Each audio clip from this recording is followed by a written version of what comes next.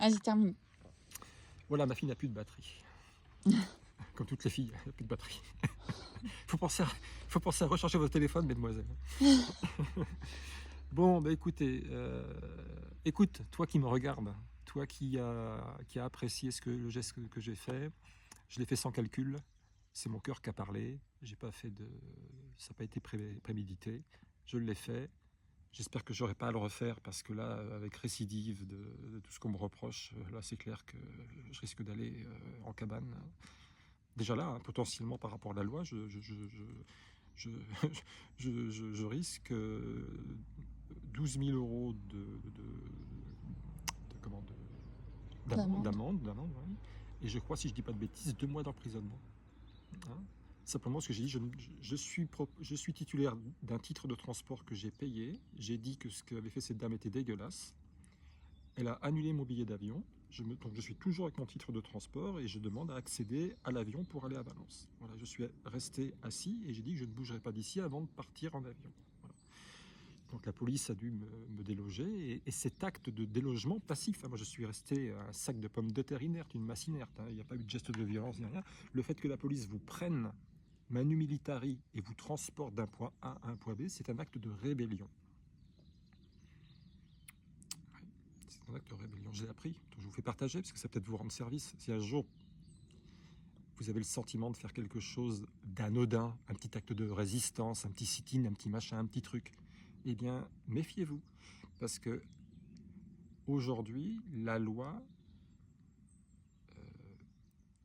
peut s'abattre sur vous férocement pour quelque chose que vous ne mesurez pas, dont vous ne mesurez pas la portée de la gravité sur le plan juridique. C'est que ça vous semble, moi il me semblait que j'étais légitime, j'avais mon titre de transport, je dis non, mais moi j'attends que ça se dénoue, peut-être que quelqu'un à la direction voit ce qui se passe et va peut-être essayer de temporiser, que ma réaction est légitime compte tenu du fait que cette compagnie a déjà été condamnée pour ces faits à des fortes amendes en plusieurs millions d'euros et que là il y a une récidive manifeste. Il y a peut-être quelqu'un quand même qui va pouvoir faire un arbitrage, ramener les uns et les autres à la raison, même exiger de moi que je fasse des excuses et je l'aurais fait si toutefois on me permettait de faire mon vol, puisque moi j'avais fait mon boulot, j'avais dénoncé quelque chose et finalement on m'a donné raison, puisque j'ai appris par la police par la suite que, parce que moi quand j'ai quitté les lieux, cette dame, moi j'en étais resté au fait qu'elle n'avait pas, le sac aux normes et qu'elle avait à payer 60 euros, mais j'ai appris plus tard lors de ma garde à vue, que finalement elle avait réussi à mettre son sac, comme quoi j'avais raison.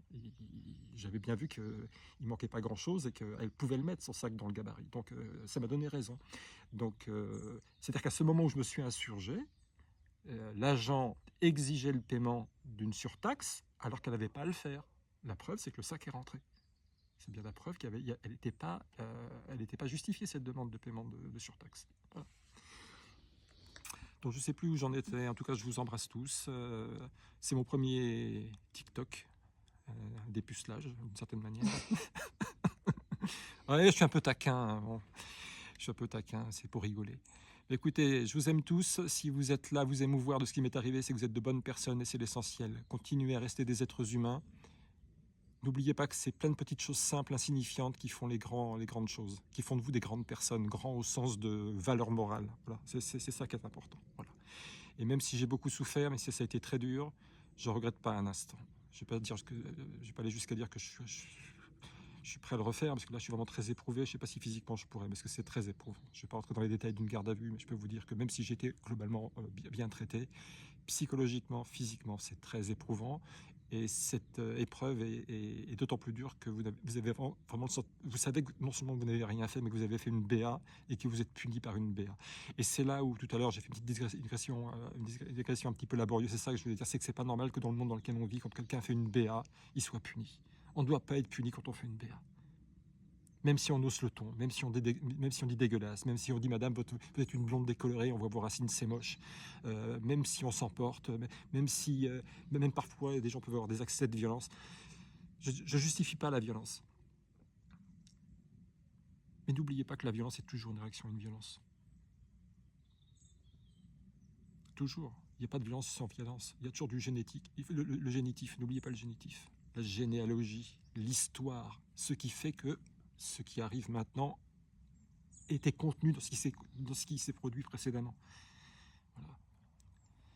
J'aimerais saluer une maîtresse d'école quand j'étais petit garçon.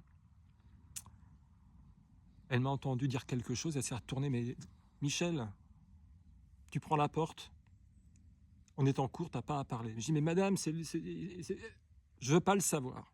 Vous voyez, l'éducation nationale ne veut pas le savoir. C'est ça qu'on vous apprend à l'école. C'est ça que j'ai appris à l'école. C'est qu'on ne veut pas le savoir. On ne veut pas du génitif. On ne veut pas vous laisser la possibilité de dire, mais madame, si j'ai parlé et si j'ai perturbé votre classe, c'est parce que il s'est passé ça. Alors que c'est central de comprendre ce qui s'est passé avant pour expliquer ce qui advient maintenant. La question, c'est pourquoi ne veut-on pas le génitif aujourd'hui? Pourquoi le génitif est proscrit? Non, je veux pas le savoir. Voilà. T'es puni, c'est toi. Voilà. Tac, je me suis retourné, c'est toi que j'ai vu bouger, tac, c'est toi. Okay. Mais mettre en perspective, comprendre, pour comprendre les mécanismes à plus ou moins long terme qui font que ce qui advient finit par advenir maintenant et on en est tous victimes, ça, cette compréhension sur une longue durée, on ne sait plus le faire. Et c'est quand vous n'avez pas cette culture de la compréhension de la longue durée, vous ne comprenez rien. Ni hier, ni aujourd'hui. Vous ne pouvez rien comprendre à ce qu'il a à dire aujourd'hui si vous ne comprenez pas d'où vient le problème, quelle est la généalogie du problème. Voilà. Bon, ma fille me fait des grands signes en disant « Papa, t'es pénible, t'avais dit que t'allais juste faire un petit coucou, etc. » Bon, voilà. Mais c'est plus fort que moi. Voilà, les policiers, bon, globalement, qui ont été relativement gentils avec moi, m'ont trouvé charmant. Tout le monde me trouve charmant. Je suis quelqu'un d'adorable. Tout le monde veut m'adopter. La preuve ? Qui veut m'adopter sur les 1 500 000 On va ouvrir des appels à l'adoption. Mich, adoptez Mich. Bon, allez, c'est tout. C'était improvisé. Pardonnez la longueur, pardonnez les dégressions, pardonnez le côté un petit peu aléatoire de ce que je vous ai raconté. En tout cas, mon cœur est très sensible à ce que vous avez fait. Merci TikTok. Je crois que TikTok, c'est chinois. Alors, merci les Chinois d'avoir inventé TikTok. C'est génial. Voilà, je vous embrasse tous et je vous aime tous. À bientôt.